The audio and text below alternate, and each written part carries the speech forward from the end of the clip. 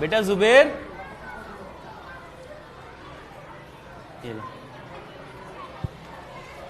زبیر یہ کتنی انگلیاں ہیں؟ بھائی اس کو کیا معلوم، اس کے ابو تو پوچھیں گے، اس سے تو کم دکھائی دیتا ہے۔ یار میں نے کتنی بار کہا کہ میرے والد صاحب کا مذاق نہ اڑایا کرو۔ اب تمہارے بابا کی آنکھ ایسی ہے تو ہمارے کیا قصور؟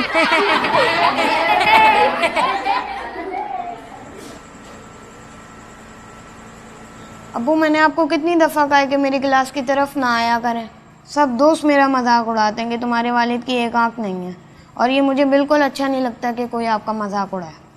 بس اتنی سی بات ہے، ٹھیک ہے بیٹا آئندہ نہیں آئیں گے۔ والد نے بیٹے کی مجبوری کو دیکھتے ہوئے فیصلہ کیا کہ آئندہ وہ اس کے دوستوں کے سامنے اس کے روبرو جانے سے گریز کریں گے۔ لیکن جیسے جیسے وقت آگے بڑھ رہا تھا، زبیر زندگی میں کامیابیاں حاصل کرتا جا رہا تھا۔ اس کا یہ خوف بڑھتا جا رہا تھا کہ اس کے والد کی وجہ سے لوگ مذاق نہ اڑائیں۔ زبیر زندگی میں کامیابیاں سمیٹتا ہوا جب شادی شدہ زندگی کی طرف جانے کا سوچنے لگا تو باپ کی کجی اس کے لیے احساس کمتری کا باعث بنتی جا رہی تھی، جس کے بعد اس نے شادی سے قبل ہی باپ سے علیحدگی کا فیصلہ کیا۔ خیرت بیٹا کہیں جا رہے ہیں کیا؟ جی، کچھ بتایا بھی نہیں ہے، یوں ہی چپ چاپ؟ زندگی کے سفر کی شروعات ہے، ابھی مجھے بہت کچھ کرنا ہے، شادی کرنی ہے، اس لیے میں نے فیصلہ کیا ہے کہ میں الگ رہوں گا۔ آپ کو کسی چیز کی ضرورت ہو تو بتا دیجیے گا۔ نہیں بیٹا، مجھے آپ کی کامیابی چاہیے، جہاں بھی رہیں آپ خوش رہیں۔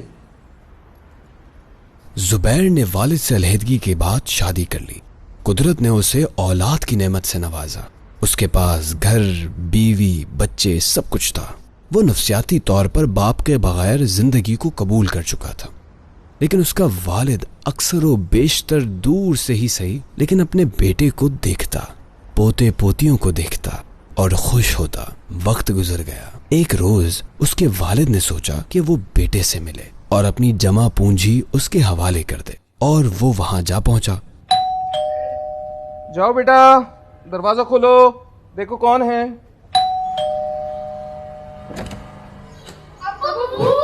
کیا ہوا؟ معذرت بیٹا۔ کیوں ڈر رہے ہو؟ بھائی جن بابا ہیں ان نے واپسی بھیجا، میں ڈر لگ رہا ہے۔ 100 بار کہا ہے کہ مت آیا کریں یہاں پہ۔ معاف کرنا بیٹا۔ معاف آپ مجھے کر دیں اور نہیں آیا کریں یہاں، ہاتھ جوڑتا ہوں میں آپ کے۔ دل نہ دکھانا کبھی بھی ان کا، ان کی رضا میں رب کی رضا ہے۔ تھک گیا، آؤ تھوڑی دیر آرام کر لیتے ہیں۔ بابا آپ کے ساتھ کتنا مزہ آتا ہے۔ ہاں، بابا ساتھ ہوں تو مزہ تو آتا ہے۔ لیکن بابا آپ کے بابا تو آپ کے ساتھ نہیں ہیں، تو آپ کیسے مزہ آتا ہے؟ مزہ تو نہیں آتا، لیکن کبھی کبھار کوئی مجبوری۔ کیسی مجبوری بابا؟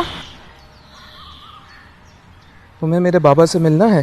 جی جی جی، چلو آج میں آپ کو اپنے بابا اور آپ کے دادا جان سے ملواتا ہوں، چلو۔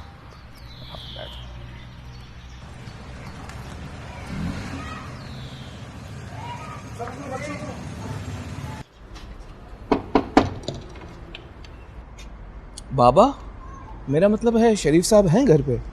تم زبیر ہو نا؟ شریف صاحب کا انتقال ہوئے تو 6 ماہ ہو گئے۔ کیا کہہ رہے ہیں؟ جو ہے وہی کہہ رہا ہوں۔ انہوں نے مکان کے کاغذات اور ایک خط دیا تھا اور کہا تھا کہ کبھی تم آؤ تو یہ میں تمہیں دے دوں، ورنہ یہ گھر کسی مسجد کو ڈونیٹ کر دینا۔ آئیے میں آپ کو فائل دے دوں۔ تیری انگلی تھام کے چلتا تھا، السلام علیکم ورحمۃ اللہ وبرکاتہ۔ امید ہے تم ٹھیک ہوگے۔ میں نے نہایت مشکل حالات میں تمہیں پڑھایا اور تمہارے لیے بڑا آدمی بننے کا خواب دیکھا۔ میری ایک آنکھ کا ہونا تمہارے لیے ہمیشہ باعث شرمندگی رہا۔ میں نے جان کر بھی کبھی تمہیں بتایا۔ تم چھوٹے تھے، تمہیں کینسر ہو گیا تھا، تم اسپتال میں ایڈمٹ تھے۔ میں تمہارے آپریشن کی فیس لے کر، جو میری جمع پونجی تھی، لے کر ہسپتال کی طرف آ رہا تھا کہ میرا ایکسیڈنٹ ہو گیا اور میری آنکھ میں چوٹ آئی۔ مجھے ایمبولنس کے ذریعے اسپتال پہنچایا گیا۔ ڈاکٹر نے کہا تمہاری آنکھ کا آپریشن کرنا پڑے گا ورنہ تمہاری آنکھ ضائع ہو جائے گی۔ میرے پاس 2 راستے تھے، یا تو میں تمہاری زندگی بچاتا یا اپنی آنکھ۔